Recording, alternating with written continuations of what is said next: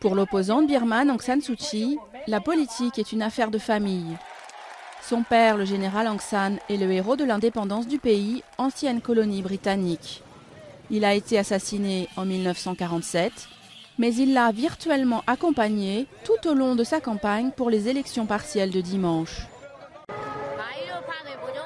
Le général Aung San a donné sa vie pour son pays. Il a sacrifié sa vie.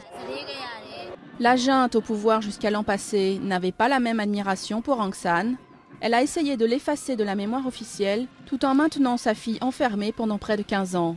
Sa photo a été enlevée des bâtiments officiels et sa maison de Rangoon fermée, parce qu'il était vu d'abord comme un symbole de résistance. En 1988, quand nous avons manifesté, nous avons utilisé les photos d'Aung San en tant que héros national et aussi fondateur des forces armées.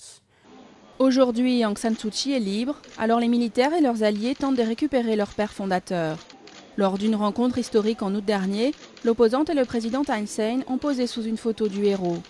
Depuis, l'icône de la lutte pour la démocratie s'est transformée en candidate aux élections. Beaucoup espèrent que son entrée au Parlement ne soit qu'une première étape vers un destin plus grand. Elle ne le voit pas vraiment comme une figure paternelle, mais plus comme une source d'inspiration venue d'un leader du pays pour le leader suivant. Suu Kyi soutient aujourd'hui un projet de film qui va être consacré à son père. Le réalisateur prévoit une sortie en 2015 pour les 100 ans de la naissance d'Aung San. Mais il ne veut pas seulement divertir. Le film sur Aung San fait partie du jeu politique. De notre côté, nous faisons le film pour toucher le plus de monde possible.